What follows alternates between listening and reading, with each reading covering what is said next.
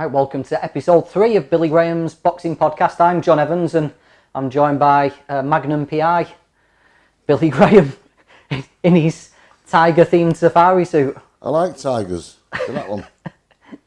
Yeah.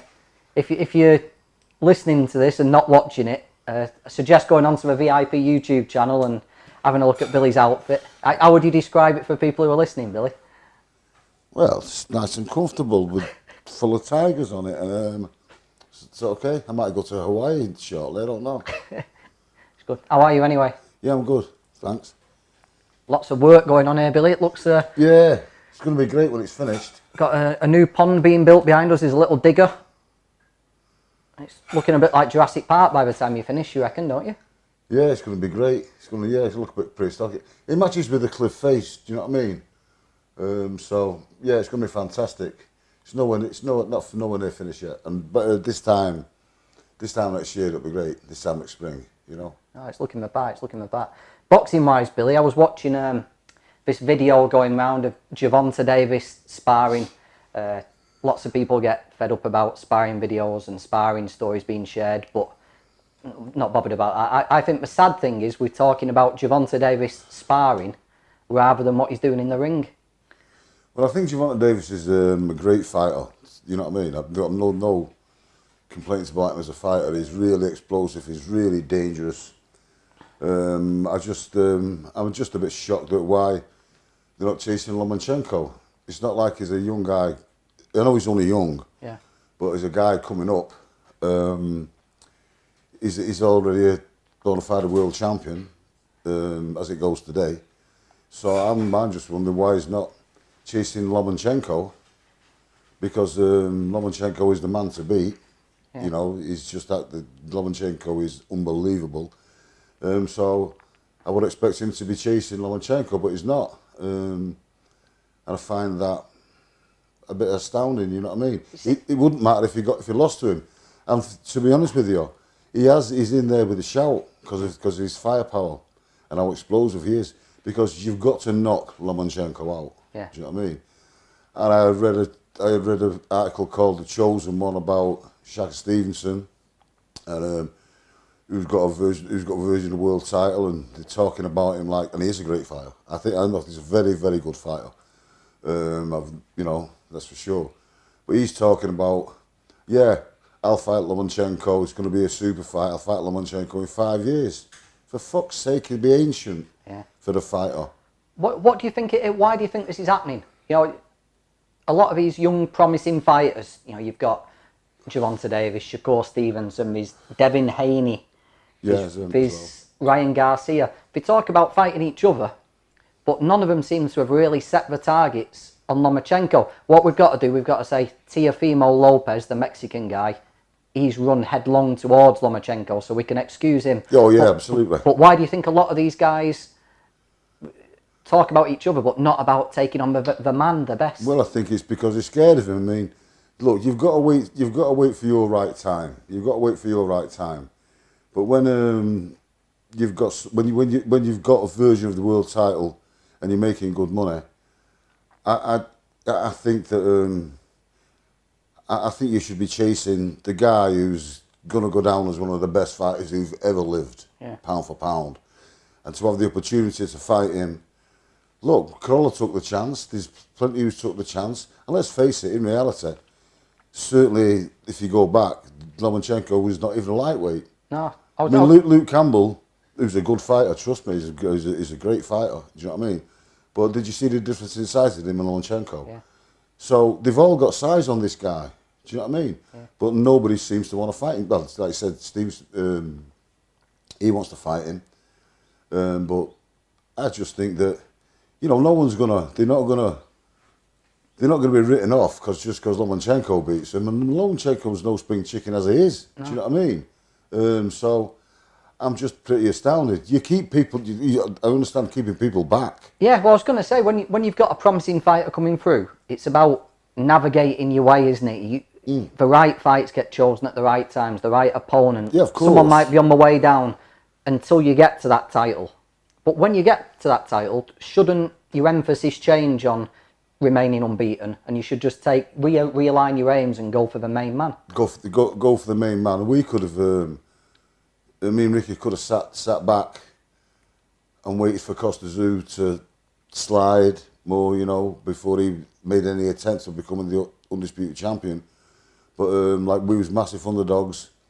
Nobody thought we had a prayer, but you couldn't miss out on that chance for that kind of glory. Yeah. You know what I mean? So as soon as he,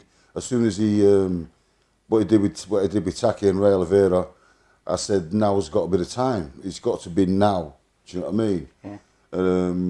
And Costa Zoo, I know that people say he was past his best, but he's just done two of his finest victories. You know what I mean? And he was looking devastating. It was. You got the American fight reporters. You went over to watch him fight Sean Bay Mitchell, didn't you? That's right. And you gathered the American fight writers around you and said, do you all agree he's at his best now? I got them all. All of them. I was just outside waiting for my driver to pick me up, and they was all there. And I said, and one of them, I don't know which one it was, they was insinuating that we was ducking Costa Zoo. And, well, I told them straight. I said, you've got to be joking. I said, everybody else is ducking Costa Zoo. Everybody else in the camp is ducking Costa Zoo. But me and Ricky, we want Costa Zoo. And I just happened to say to him, I said, let me ask you something. I said, what did Costa Zoo look like tonight?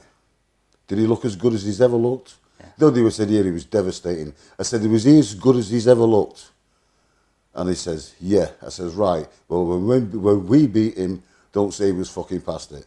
Right, so I want you to keep that trainer's hat on now. Imagine you're in the corner with Gervonta Davis or Devin Haney or Ryan Garcia, someone like that. Lomachenko,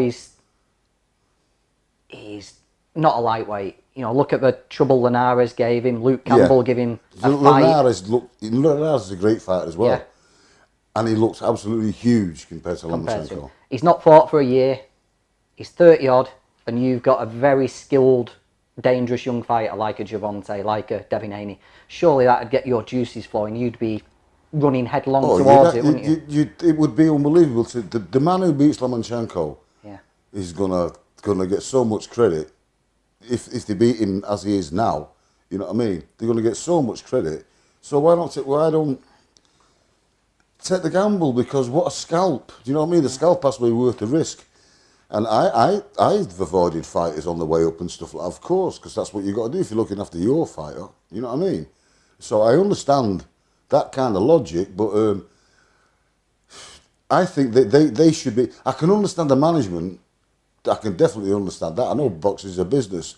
But if two fighters want to fight, what I mean is them fighters themselves, if they want to be the man and go down in history and that, They should be chasing Lomachenko. They should be chasing him. If two fighters make enough noise between each other, a fight gets made, doesn't it? Of course. I think it's probably the management and the promoters who keep them apart. But, I would hate it, and I won't give anybody credit if they beat Lomachenko when he's past it. Yeah. And they want to face him when he's past it. Like Shaka Stevenson was talking about how confident he was and how great he thinks he is and all that. But then says, 5 years. 5 years. Fuck off.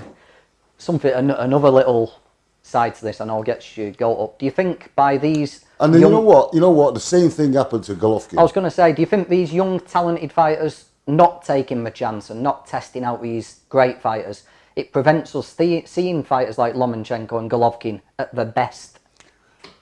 Look at Cassius Clay chasing Sonny Liston. Yeah. Do you know what I mean?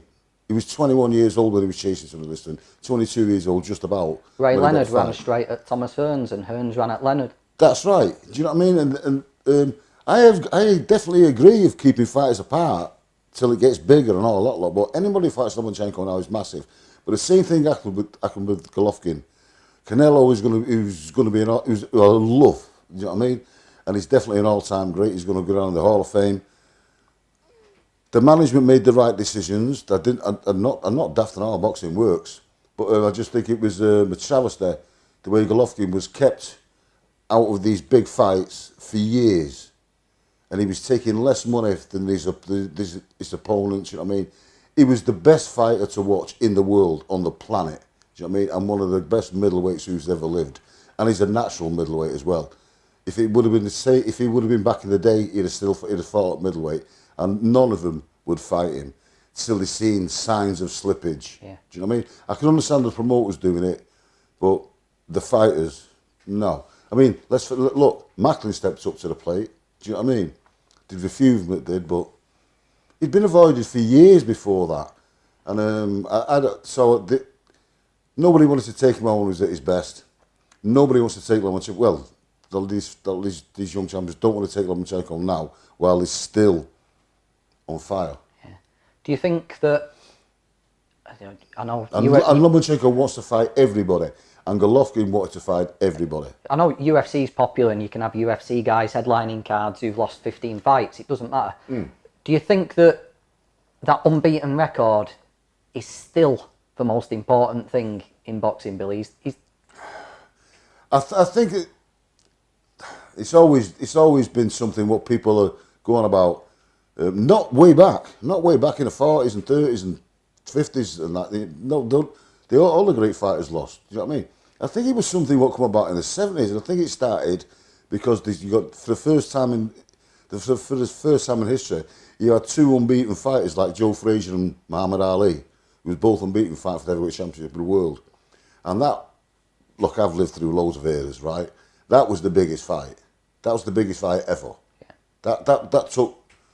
That attracted more attention than any other fight was put on the planet. Because them two was unbeaten. I think that's how it kind of was in the 70s, but now it's gone back to reality. And no one really cares. Fighters lose fighters. Athletes lose races. Doesn't mean it don't mean that then they don't go on in the future and become gold medalists. Yeah. But the fighter's not allowed to lose a fight. Jesus. And I think people understand now. So, anyway, I want to see it. Yeah. We're basically saying, aren't we? Once these guys... I'm a fan now, so I just want to see it. Once you've accomplished your dreams, once you've got that world title... Once you've got a few quid. Got a few quid in the bank, which these guys have. Yeah. Go for the glory. You know, the glory is what you're remembered for. The glory, when you're sat in your mansion, you won't care whether you've got 5 million or 10 million in the bank. That 5 million, you can't spend it anyway, can you? That's right. But the glory's there forever. It's the glory, yeah. Yeah. You've got to still fight for glory. Now I know you fight for money, obviously, but you've got to still fight for glory. Because if you're not fighting for glory, you're going to quit. Yeah. When it gets rough, when it gets really rough. You know what I mean? You're just going to think, fuck this. I've just got my money. But when you're fighting for glory, that's different. Yeah, glory's forever, isn't it? You can spend money, you can't spend your glory. No. And that's what people remember you for. That's why they love people like Thomas Hearns. Hey, Billy, I want you to tell me what Carl Thompson means to you. Oh, Carl Thompson. Carl Thompson and the other Champs Camp fighters, they made me. You know what I mean? It's not like the fact that I just inherited them from Phil. I was working with them guys for a couple of years, doing all the pad work and taking them sprinting in the mornings. I did all the pad work for all the Champs Camp guys for the last couple of years. And so it wasn't like I just inherited these fighters. But it's still, the gods of the truth, that they actually made me. And Carl was obviously the biggest name. Yeah. At the time, when we left Champs Camp, Carl was the European champion. You know, that was my first fight on my own with Carl as the chief second, even though I'd been in the corner for plenty of his fights and that. You know, so. He was probably the main one, you know what I mean? Yeah. We've been in a lot of fights together, all over Europe and that, you know. We'd fought for a world title before and that, you know. And no, he's huge. He's a huge part of my career. A little, just before we get on to what we're going to talk about in this little bit, there's a little story that I think sums up Carl. People who've watched his fights, one of the most exciting, maybe the most exciting British fight of the last 20 years, I think. Well, there's... he's up there, isn't he? Well, oh, God, I mean, I think a mate of mine, Steve Lewis, once said, and he said it years ago as well, he said he's the most exciting fighter Britain's had for 40 years. Yeah. I couldn't dispute that. And a big, imposing guy. But a fight very early on in his career when you were at Champs Camp, and for some insane reason, Nicky Piper's team approached Carl to have a fight on short notice. Yeah. And you were all 100% sure, but Carl being Carl took a bit of persuading. And I think that little story sums up Carl, that he was such a big, aggressive, powerful, dangerous guy, but you had to coax him through things a little bit.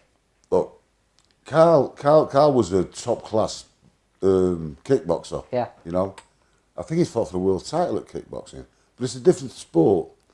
And I know Carl says he was always had the self belief, you know, but he ended up having that self belief. Do you know what I mean? But I don't think he really did at the time, and I think it's the only time I ever tried to persuade a fighter to fight.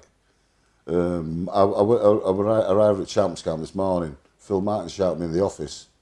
I said they've offered Carl to fight with Nicky Piper. I think it was only a few days away, you know, like a week away. I don't think it was no more notice than a few days away. Do you know what I mean? And I went, are they fucking crazy? Do you know what I mean? And I knew how good Nicky Piper was. Nicky Piper was knocking everybody out, and a lot of them in the first round. Yeah. He had Maurice Core on the floor. Maurice Core, I think Maurice Core drew with him. And I went, are they insane? I said, what are they trying to make weight? He says, no. He said, he can come as he is. Now, Carl, as all the Champs Camp fighters were, was always in shape. And he said, so what do you think? I said, he's too big, he's too powerful for Nicky Piper. I said, I can't believe they wanted it. And I went down and Carl was on the treadmill. And I don't know whether Carl can remember, I don't know. But Carl was on the treadmill. I went, Carl, I'm telling you now, you know what I mean? You must take this. I didn't say you must take this fight. I just said that you're way too powerful for him. You'll blast him out. Do you know what I mean? And he was umming and ahhing a little bit and all that lot, you know. But then he had it, and then he knocked him out. Yeah. Well, of course. Yeah. Of course. What was he thinking of? Nicky Piper was a television fighter, and a television fighter tipped for stardom and that. And I like Nicky Piper. Nicky Piper's a friend of mine. You know what I mean? We boxed on the same bill and that. You know, Nick been in the studios with him and stuff. Nicky Piper's a great guy, but I don't know what they was thinking of. But that sort of sums it up. And you and Carl went all around Europe together. Long talks with him to get him through fights, and he was so brave and strong. Became a world champion in Germany, but you still hadn't really broke through, had you? You know, you still, purses weren't big, and then your phone rings, Billy, and all of a sudden you get told you're defending the world cruiserweight title against a certain Mr. Chris Eubank. Well, the purses weren't big, and there wasn't even reporters following us around, English reporters following us around Europe. I don't know how come they overlooked someone as exciting as him. You know, look, he's as excited as Nigel Benn. Yeah. Do you know what I mean? And Nigel Benn, you know how the crowd got to him. Carl Thompson was the same kind of thing. So I couldn't, for the life of me, wonder why he wasn't a big star. Because that's how good he was. Yeah. Do you know what I mean? But what did you ask me? Well, as I say, it must have felt like Christmas when you two, who'd been going around without any attention, just suddenly get told you're fighting Chris Eubank on a Nassim Hamed undercard at the MEN Arena. Did that phone call come out of the blue? Was it rumoured? Was it... No, I just walked into the gym one day. I'm sure they hadn't phoned me. I think they phoned Carl. And Carl just come into the gym one day and he says, they've offered me the Chris Eubanks fight. Oh, Chris Eubanks? You know what I mean? Yeah. Moving up to cruiserweight. I said, really? And I went, wow, yeah, well, you got to take it. It says, you know, wow. Look, I've watched Chris Eubanks for years. I've watched his full career, you know what I mean? And but this thing, what I do want to make is, I said to him, because I've been around Chris Eubanks, you know what I mean? I've seen how big he was. That's various things when I've met him, when he went on the weight and all that lot, and I knew how big he was. And Chris Eubanks, when he was a middle, I don't know. Chris Eubanks has got an incredible constitution. I don't know, and willpower. You hear me? How he made them weights for them fights, I'll never know. Yeah, you knew Ronnie Davis. I've heard rumours about him sucking frozen grapes for days. And listen, I had a good conversation with Ronnie Davis one night. We stayed up, just me, Ronnie, Iona, staying in the same little hotel, which is a pub where a friend of mine, Les Sims, owned. And we've set up, just us three, watching a Mike Tyson fight. So as we're waiting, we're talking about Chris. Do you know what I mean? And he told me what he had to do to make the weight and that. So the first thing I said, "Dog, we'll definitely have the fight. You beat him," because I know Chris Eubank's inside out. Yeah. But I said, "But I'm going to tell you something now, Carl." I said, "He's going to be better at cruiserweight than he is at super middleweight. Because at super middleweight and middleweight, if you notice Chris was a really skillful fighter. Chris was a great all-rounder. He'd work in flurries. He'd open up, big, massive, clever shots and all that lot. Then he'd have to go for a walk. Yeah. He always had to go for a walk. And that was because he was fighting at the wrong weight. Do you know what I mean?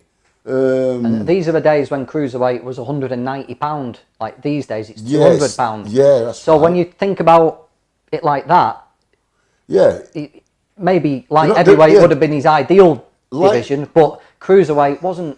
That's right. Too far away from his walking round weight. No, it wasn't. He walked round heavier than that. It took him 3 attempts to make the weight for the second fight, if I remember rightly. I really believed it. I said he will be a better fighter, and that's what it turned out. Look, Chris Eubank's lost them 2 fights. Yeah. He fought better in them 2 fights than ever I've seen him fight. Now, the physical challenge of fighting Eubank's one thing, but Carl being as Carl was, very quiet guy, you're not just fighting Eubank physically, are you? You've got the whole roadshow he brings around him. You've got the character he puts on, the things he says, the way he acts. How did Carl react around that? Did that in some ways pose him more challenges in the build-up than the actual fight itself? No, because at that time, Carl really did have self-belief. He really did have massive self-belief. Carl was not afraid of anybody. Yeah. At that stage of the game, he wasn't afraid. That Piper thing was years ago. Do you know what I mean? At that time, he was a real battle-hardened fighter. Do you know what I mean? But Carl doesn't disrespect anybody. He doesn't badmouth anybody. He's a nice, easygoing guy. So I knew there was going to be loads of shit from Chris, obviously.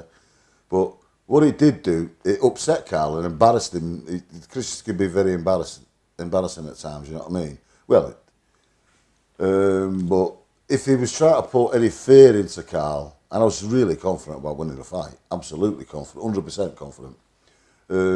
If he thought he was going to put any fear into Carl, he was pissing in the wind. Do you know what I mean? Had the opposite effect. The second one was worse. But yeah, it had the opposite effect. But it was kind of embarrassing. Do you know what I mean? And so Carl disliked him because of it. Look, Carl can't beat Chris Eubank with words. But if Chris Eubank thought he was putting any fear into Carl Thompson, wow, not a prayer. No. And Carl was extremely confident he'd win the fight as well. It was an hell of a fight, wasn't it? How... One of the worst fights I've ever been involved in. How soon into the first round did you realise that... if we go back to episode 1, you talked about sometimes a fight runs away from you. It's ignited and it's gone before you even know what's happened, really.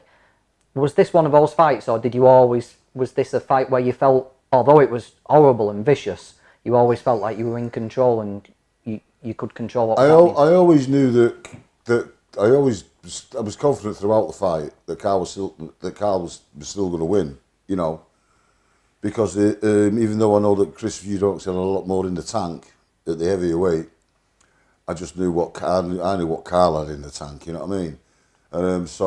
But it was there was some rocky times in that fight. Yeah. I mean, Carl got dropped. Yeah, Carl got dropped. I think the only thing what Carl didn't maybe took him by surprise. He didn't take me by surprise, but I think it took Carl by surprise how hard Chris could hit. Do you know what I mean? And Carl's known as one of the most durable fighters ever. Do you know what I mean? Yeah. And one of the bravest fighters ever. But funnily enough, he'd short circuit on many occasions. Do you know what I mean? Yeah. He'd get rocked and sometimes he wasn't the best balanced. Do you know what I mean? And he got caught off balance a few times off Chris. And I know Carl might disagree with you, but Carl did get rocked in that fight, in that first fight. He got rocked a few times. You know what I mean? But his recuperative powers are unbelievable, and his courage is You know, unquestionable. There's a couple of times unquestionable. in the first fight where the commentators sort of wondered whether I was there, so I've only watched it on TV I wish the last I few wasn't years. there. But they was wondering, because the way Cal reacted to a couple of shots, it looked like he was playing possum and maybe playing up. But you think it was a little bit of both? He was actually hurt and playing possum. Cal does do that. Yeah, they used to drive me crazy. Yeah. He tried to draw them into that big right hand. Do you know what I mean? Because most fighters used to run away from Cal.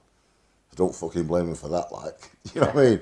But he did used to play possum. So there was a bit of both. But he certainly got rocked. Yeah, but sorry, Cal. Yeah, you could tell from I got rocked. You got rocked watching it. Yeah. From the midway point, Cal's Eubank. He doesn't get rocked as much in the second half of the fight as the first half. It's Eubank's eye gets He's settled into it a little bit. Eubank's eye is horrendous, isn't it?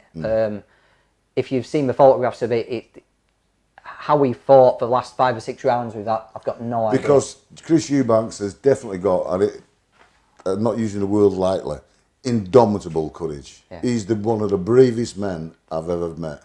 Do you know what I mean? Often after a brutal fight, I'd have headaches. Do you know what I mean? I'd have a headache. I'd obviously lose my voice, but I'd get a headache. But for that fight, I had a headache and I had stomach ache. Do you know what I mean? It was absolutely horrendous. Beautiful, but absolutely horrendous. You know what I mean? Were you always confident Cal was winning? Because it was very, very close on the cards, wasn't it? You know, Cal won a unanimous decision, but the scorecards were close. Because they had to, because it was obvious that obviously they'll win it, and it shouldn't have been that close. But it was pretty close, but not that. It shouldn't have been. It shouldn't have been that close. You know what I mean? Yeah. But you know, you'd always worry because Chris was a really commercial fighter. He was a superstar. But in actual fact, Carl Thompson did Chris Eubanks a huge favour. Yeah. Because I remember seeing a picture, not on the back pages, on the front page of News of the World, about him actually picking him up, helping him up from the corner to go out. Do you know what I mean? Again. And his face was a mess. And don't forget, I'm really close, and I'm hearing them punches slamming in. Do you know what I mean? So how he must have felt is ridiculous. So Chris Eubanks, even though he was a superstar in Britain, right, he was the man you love to hate. But after he showed that much courage against Carl Thompson, everybody loved him. Loved him, yeah. The momentum built behind him, didn't it? Yeah, as the fight went on. They loved him. And another. That's what made the public love Chris Eubanks. Yeah, I was going to say, if asking for Nicky Piper asking Nicky Piper to face Carl Thompson on short notice was insane. Asking Chris Eubanks to fight a rematch with Carl Thompson 3 months to the day after that horrendous first fight, that rivals it, doesn't it? Chris still had the black eye from the first fight. Look, I actually, because okay, well, let me answer the first question. Normally, I wouldn't have wanted to fight that soon for Carl, right? But the fact about offering us that fight for that length of time, I thought, for one, the eye isn't going to heal, and I thought, for two, he needs at least 3 months off. Do you know what I mean? I want to put him in. I want to brought him in the gym. How soon after the first fight did they approach you? Pretty soon. You're talking a couple of weeks. Well, of course, it had to be soon, wouldn't it, for me to? And I thought, what are they thinking of? What are they thinking of? The guy needs rest. Do you know what I mean? And I knew that, and I thought, and that eye. Do you know what I mean? I thought, oh, definitely when the fight got announced on that, I still seen he had a mark on his eye. I said to Carl, he's still got a mark on his eye. I said, so his cheekbone must have been broke. Do you know what I mean? I said, that eye's going to go, but we didn't want to win, but we didn't want to win like that. Trust me, we didn't want to win like that. And I thought, what are they doing? And then when I heard how they was training, he'd gone off to some training camp and all that. You had spies everywhere. Yeah, of course he had spies everywhere and everything what was fucking going on. And I heard that how hard he was training and what he was doing and all that. And I thought, what the fuck? I was licking my lips. Do you know what I mean? How did you train him for the second fight compared to the first fight? Because I think the second fight's even worse than the first fight, violence-wise. Because I tell you, you both knew what to expect. That's it. How did your training differ for the second one? But to be honest with you, look, I told you, all them guys from Champs Camp and that, we used to just train all the time. You'd have a little bit of a rest after the fight and that, you know, but just used to take it as a day job, you know, and we trained all the time. Carl was never out of shape. So my training camp, while they was killing Chris in their training camp, my training camp was just very nice and gentle. I think the only sparring he did was a little bit of moving around with Enzo Bingham, who was the British light middleweight champion, patting around. Because I just wound Carl down. He obviously had a bit of a rest after the fight because it was grueling for Carl, but nowhere near as grueling it was for Chris. Are you in there? It was a hard fight for Carl, but it was a hard fight for Carl, but not like it was for Chris. So I just thought, what are they doing? What are they doing? I was licking my lips. You know what I mean? I knew that Chris needed a long rest before he was thinking about getting in the ring. Just take the eye out of the equation, but I mean, just how brutal that fight was for him. I knew he needed a long rest, and I heard he wasn't getting it. And you came up with a perfect battle plan second time around, didn't you? We just had a real gentle camp. Carl's not going to lose his fitness after a couple of weeks out of the gym. You and me. So it was just me and him on the body build, and then there's a few things we had to tighten up. Were you concerned that he'd been able to be hurt by Eubank? No, because I've seen Carl hurt loads of times. I know he doesn't like to admit it, but I've seen Carl hurt loads of times and just come back. His recuperative powers was unbelievable. And like I say, his courage. Yeah. Carl had a really slow heartbeat. He was in a fight in Europe once. Can't remember which one. The doctors thought there was something wrong with him, sort of. Do you know what I mean?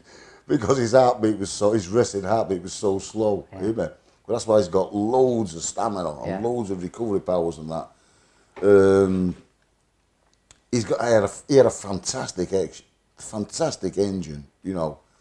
So we just had a gentle camp and look, the first time I think he might have shocked Carl a little bit with his punching power, you know, because he'd moved up, even though I did warn him, you know. But the second time, he knew exactly what to do. We concentrated on a bit more body shots,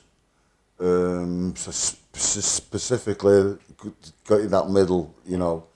Eubank didn't like that, did he? He hated it. He gave me the dirtiest look I've ever. And Chris Eubank is fantastic at giving dirty looks. At one point, and it was near my corner, and it was grueling. You know what I mean? And he got him a few to the pit of the stomach, and I kept saying middle.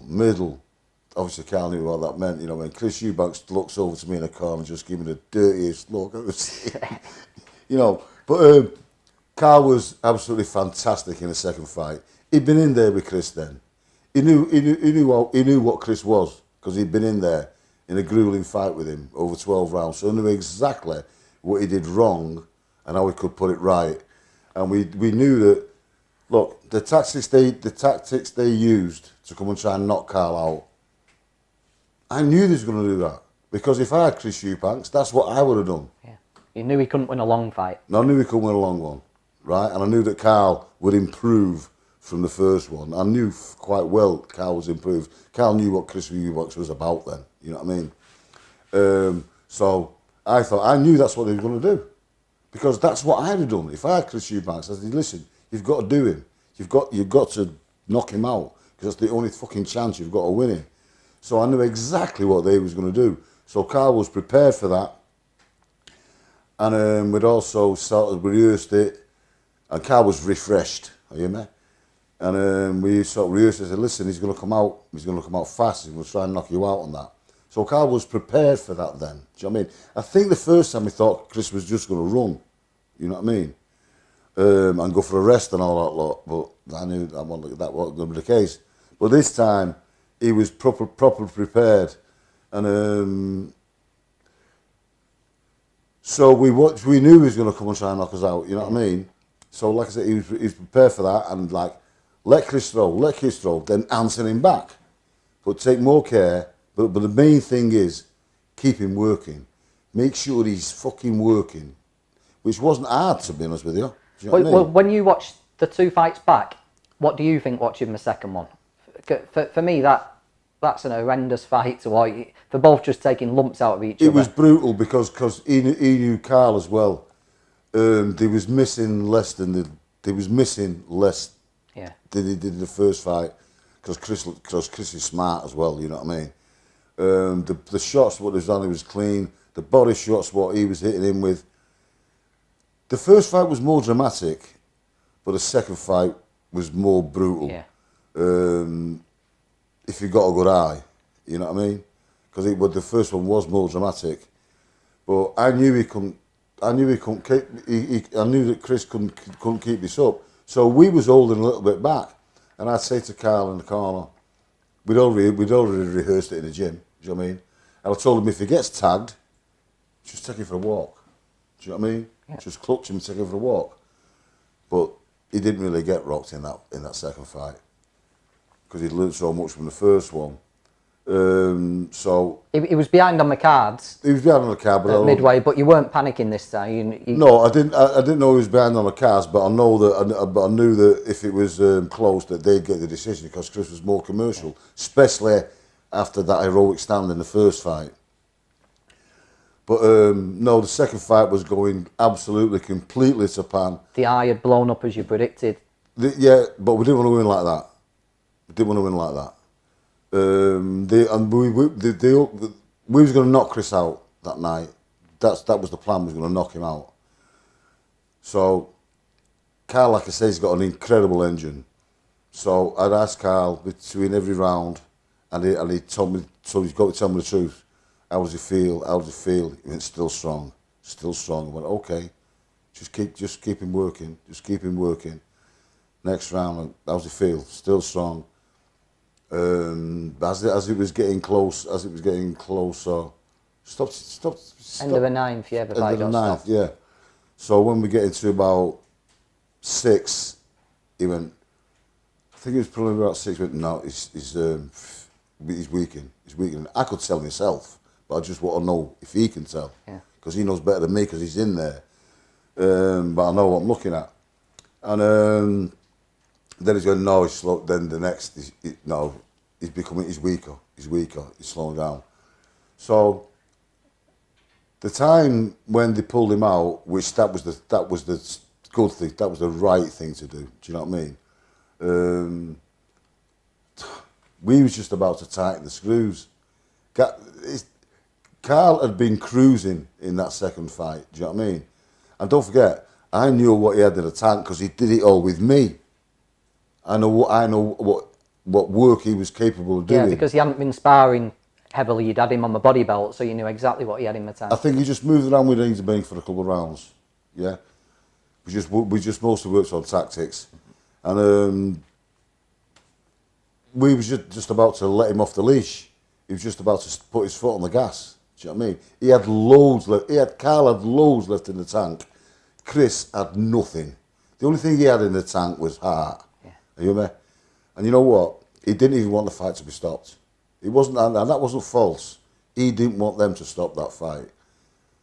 But it's a good job they did, because Carl would have done him some real. He could have possibly did it as real. You know, he thought he could have killed him, because Carl had loads left at that point, and we was just about to. We just went now. We knew he was ready to go. It helps us because he was blind in one eye. But if he could have seen both eyes, it would have still been the same, and Carl would have finished him without a doubt. Yeah, are they your proudest moments with Carl? Winning a world title in Germany is a massive achievement, isn't it? Yeah, that was fights like Hakeem Tafir and that was a split decision. Yeah, in Germany, he won nearly every round, and Roxy Jarney's a guy we really admire. He's as tough as nails. I'm very underrated.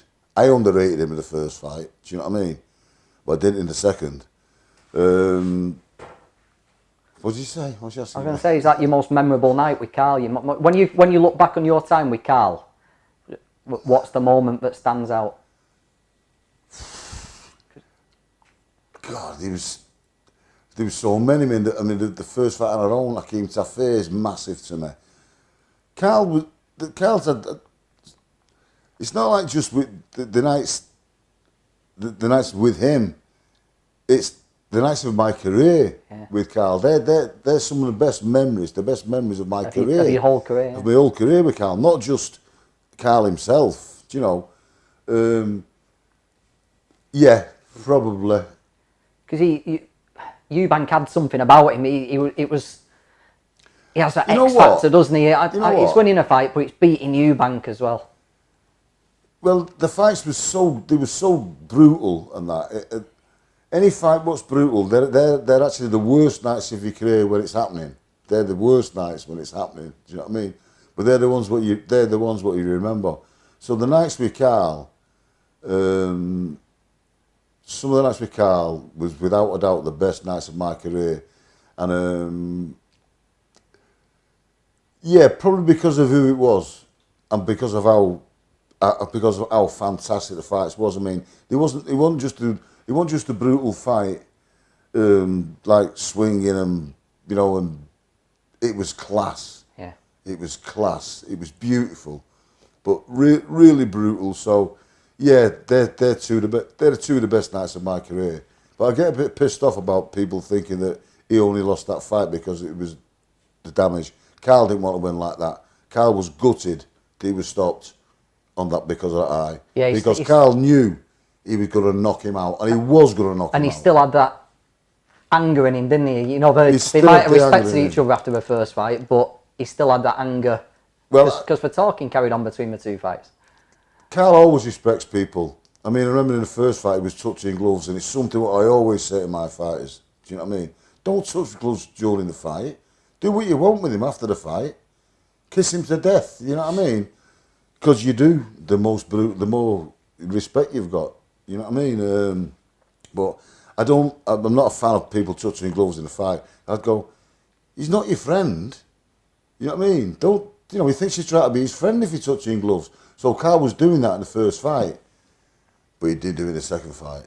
Because as he was trying to touch gloves, Chris Eubank was walking away and not doing it, which is just going to get him madder. You know what I mean? Don't do it. Fuck off. He's not your friend till after the fight. You know what I mean? And in the second fight, he didn't. You know, when Chris tried to push him in the middle, you could see Carl going, "Don't push me. Don't you push me." He was a different beast then. Much better technically, more well balanced, and he wanted to knock him out. And he would have. Did we exchange words afterwards? You remember if there was anything after in the dressing rooms after? Did Chris stick his head in, or did Carl go and see him, or was it just for the fights and we went separate ways? I still think that Chris thought he was winning the fight, or he could have won the fight, but that eye saved him from a real savage beating, because we was just about to step on the gas. Right, as always in part 3, we've got your questions, and we've been flooding in. We've had hundreds of comments and God knows how many questions emailed and sent in, so we're going to get through some of those. If you want your question read out, it's preacherspod@gmail.com. You can follow us on Twitter @preacherspod. The VIP YouTube channel, which are filming this, you can go there and leave your questions, and we're now on Boxing Social, so get any questions you've got sent into that and we'll read them out. So we've got a few here, Billy. The first one was an email. Whoever it sent in left a name off it for some reason, but the child is interested in getting into the world of reptiles. What does Billy recommend I should get them first? Wow. That's a bit of a dodgy one. I think don't be recommending a 14-year-old walking around the streets with a boa constrictor around the neck like you used to. I certainly won't recommend that. But I think I probably would say a snake. For one, they don't eat every day. Do you know what I mean? They eat periodically, and it's just like a frozen mouse or a frozen chick or something like that, So they don't have to be fed every day. No insects running around the house. You've got no insects running around the house now. Till you get used to keeping reptiles and get used to controlling humidity and things like that. I would probably say a snake or possibly a salamander, which are really hard and easy to keep. But I would probably say a snake. I would probably. Oh, one thing I will say, which will piss a lot of reptile breeders off, because it's massively popular now. All these morphs, breeding reptiles just for colour, for different colours and all that lot. It's ridiculous. It's they look absolutely beautiful, so any kid will be tempted to get that. For example, if you was going to buy, say you're going to buy a corn snake, you can get all kinds of morphs in corn snakes. Oh, do not buy albinos, because there's no way you should breed. No way that you should breed albino in anything, because being an albino is a fault in nature. So you shouldn't be breeding that. You shouldn't be breeding animals for colour and things. I'd get a snake, and I'd get a natural snake. I'd get a corn snake, what is a corn snake? You know what I mean? What corn snakes look like in the wild, or a king snake, what's a king snake what it looks like in the wild. Don't be tempted into buying these they're absolutely beautiful, what they breed, the things, but no, you don't breed for colour. Right. Staying on the animal theme, it's not so much a question, this, Billy, but because there's faults in them. There's faults in them. Yeah. Genetic faults. People went mad with advertising the show. We put up your comment about the parrot. But rather than me repeat it, I think it sounds better coming from you. So just tell people what the parrot quote is, and then just explain what you meant by it. That was just an off-the-cuff remark when I'd been interviewed off camera. Well, I thought it was off camera by my mate Steve Lillis. And what it's about is, like, as I always said, boxing is an easy sport to infiltrate. And so what these people do, anybody can become a trainer now, because the boxing board want the licence fees. So they'll give a training licence to anybody, because the boxing board of control, the boxing board of no control, wants the money, right? Not everybody can be a boxing trainer. Everybody thinks they can be a boxing trainer, but not everybody can do it. But what these guys do, and it's happened to me on numerous occasions, what these guys do, they go hanging around boxing gyms and that, and they listen to top trainers. They try to get in a top gym and it's a top trainer, guys training champions and things, or they listen to top trainers talking together and that. So the infiltrator hangs around listening to people saying quotes and things like that, and just watches little things. So what I said was, like, you could stick a fucking parrot in a cage in a gym, listening to all the top fighters, all the top trainers, all having conversations together. So in the end, that parrot will start coming out with quotes and words of wisdom and things like that. But, like the infiltrator, but you wouldn't trust a fucker to plan your tactics, and you wouldn't trust a parrot in the fucking corner. There we go, straight from the horse's mouth. One of the more popular quotes we've had, that, Billy. M. Corley sends in a question related to trainers. Which trainers, past and present, does Billy rate, and why? I think rather than tell you who he admires, Billy might tell you that he likes to go up against them.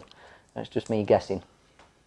Well, look, there's been plenty of... Look, I've been watching boxing since I was a boy, and I've always liked reading. So, so I'd read books what was written by trainers. I'd read the books. I'd study the trainers, watch the fights, watching the fights they've been in and all that lot. There's been loads of great trainers in all different eras, and there's quite a lot what I admire. You know what I mean? I don't think I ever really took any of their methods, to be honest with you. Oh, some of them, obviously, like obvious methods. You know what I mean? But yeah, there's quite a lot of trainers who I admire. I've met all the top trainers. The top trainers have all trained in my gym. I've been against top trainers and all things like that. But so yeah, I'd always study who the trainer was going to be, who was in the opposite corner to me, I'd study him because I'd be stupid not to. You know what I mean? And but you know, I was my own man. I didn't steal many things from other people. You just need to get experience. I've got my own methods, and my thing is, I loved the better the trainer, the more famous the trainer was, and the better he was, the more I wanted to go against him. Because it's the same thing with me as like being a fighter. I wanted to go against the best trainer, you know, the best cornerman, and that. So I look at it a little bit different. Do you know what I mean? But yeah, there's plenty of trainers I admire. There's been plenty of great trainers over the generations and that, you know, and I've studied all of them. I think maybe in a future episode, somewhere down the line, we might talk about the trainers who you spent time with and spent time in your gym. I've spent a lot of time with a lot of great trainers. Not going into details now because it'll. Well, like I said, we'll go into it more. But you spent a week in Finland with Angelo Dundee. You've had Manny Stewart in for 10 days. You've had Freddie Roach, all in your gym. Everybody. I've been.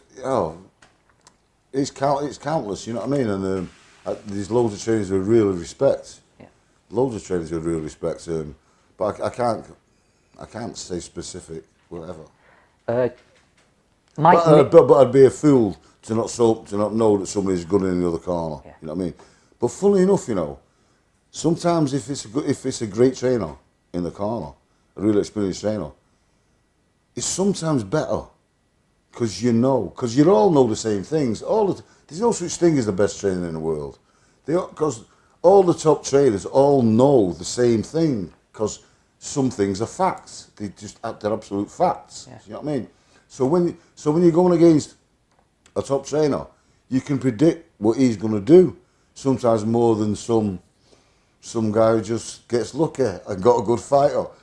He might not know what the fuck he's doing, but he's got a good fighter and he's dangerous. So you maybe sometimes don't know what to expect. Are you with me? So sometimes that's a bit more precarious, you know. But I prefer to go against good trainers. For the kudos. Mike Neal says, how would you split up a training camp? For example, Ricky Hatton at world level, how would the 10 weeks be split between getting fit, working sparring and then working on tactics? And he also asked, would that be the same for a novice pro? But I think in another episode we said that novice pros should just be in the gym every day treating it like a job, shouldn't they really? Well, absolutely, of course they should do. Unless when you're at the top and you're doing 12 rounders and you're fighting people at world level, you need to recuperate. You need a little bit of time out. You shouldn't do what Ricky Hatton did. Do you know what I mean? Ricky Hatton only got away with that because he was so special. But that's why his career was relatively short. Do you know what I mean? Yeah. But the last thing I want in a fighter is longevity.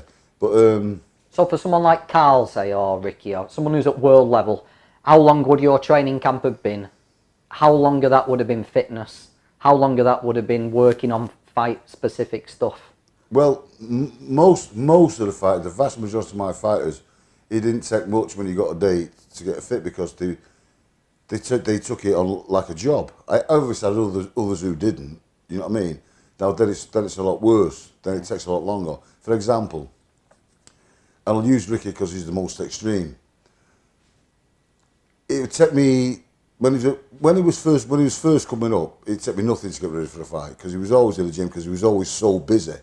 So it took nothing. He was fighting all the time. You know what I mean? But when it got later on, obviously the gaps have to be bigger because the fights are harder. And with Ricky, he didn't used to do anything with me, basically. It took Ricky 12 weeks to get ready for the title fight because he was so fat, do you know what I mean? And so fucked up. Kerry Kay's, all the first few weeks was with Kerry Kay, was with Kerry Kay's weight management, do you know what I mean? And because he wasn't fit enough to start working with me on the body belt. So he took like 12 weeks when he was at the top of his game. But like I said, the others, most of the guys who you remember from Champs Camp and that, and well, most of my guys. Yeah. 6 to 8. 6 to 8 weeks, that's all it'd take. And they'd start working with me. They'd just ease yourself into it first. Then they'd get on the body belt. I'd start off with maybe 4 rounds. Then I'd just build it up till I got to the 12. But in Ricky's case, it was 15. And just one other little quick little point, something people might not know about you. None of your lads ever sparred more than 8, did they? You used to take them to 12 on the body belt, but right. You didn't like anyone doing more than 8 rounds sparring. No, because I learned from my mistakes, and I made $1 million when I was a fighter. I was like what's known as a sparaholic. I wasn't interested in the other parts of training, but I learned from my mistakes. I learned how you can spar too much. The hardest thing to do is to get a fighter, because you've got to push yourself to your limits. You've got to push yourself well over your limits for your body to repair itself and get fitter. And to get fit, not to get fitter, you've got to have the rest as well. The hardest thing to do is to get to the fight injury-free. Injury-free, it's hard. I've heard loads of trainers say that you can never get a fighter to his peak and he's going to be injury-free. They always say he's always going to have niggles. No, he fucking isn't. If you do it right and he's not got an injury what's always there, of course you can. You've got to tread really carefully. So the most time you're going to get injured is either maybe kind of working on the weights, which is necessary, or in sparring. So that's the hardest thing, to get there injury free. So I didn't want them to do that. You've got to spar, of course you've got to spar, you know what I mean? You've got to spar hard, and you've got to spar, you know, and some days not so hard. So sparring is absolutely necessary. But I didn't see the point. I used to take my, let's spar, yeah, if they're doing a 12 rounder, they'd always finish, they never do more than 8. Never do more than 8. Yeah. Then I'd jump in on the body belt, and trust me, when you're on the body belt, you can make them work harder than you would even in sparring. Yeah. And and then I also, it helped me as well because I knew what they'd got, and that's how I used to do it. They never sparred more than 8 rounds. Yeah. Now we got a question from Jamie Boyle, Billy. Believe he writes books about Paul Sykes. Firstly, just before you say whether you ever came across Paul Sykes, just tell people what weight you used to box at. I turned pro welterweight. There was no light middleweight at first. Then the light middleweight division come out, so I moved up to light middleweight. I didn't have to diet or anything, you know what I mean? Yeah. It was weigh-ins on the day. I don't know what the fuck I fought middleweight for. I think I just did that because it's the most glamorous division, and a lot of my heroes was middleweights and that. So I purposely put weight on. I had a couple of fights, probably maybe about 3 at middleweight, but I shouldn't have done it. But yeah. So when Paul Sykes, the notorious Wakefield heavyweight, walks in looking for sparring, your hand went up straight away, obviously. Well, we had the same manager, to be honest with you, and I'd heard a lot about Paul Sykes. Had he swam across the Straits of Malay? Yeah, he'd already done that by then. But I didn't know that. But I mean, I obviously read his book and that, you know what I mean? I didn't know that by I'd seen the documentaries, but I just knew from word of mouth what kind of character he was. So he comes down to spar with Phil Martin. And I want to spar with anybody who comes into the gym, you know what I mean? And Phil didn't want to spar with him. Maybe he thought he might have fought him one day. I don't know. But so I'd spar with anybody. I loved it. That's the only part of training I liked. So yeah, I sparred with Paul. He was a surprisingly good boxer. He was a big guy. I'd only heard a lot about him. He'd just come out of prison again. Okay. And but he was fit. He was fit and strong. He looked fit in that, you know. And but he was a good boxer, clever, smart, traditional. You know what I mean? But I was slipping and sliding because obviously I'm a lot quicker than him and that. You know, I'd have been about light middle then or something like that. Yeah. So I could do that.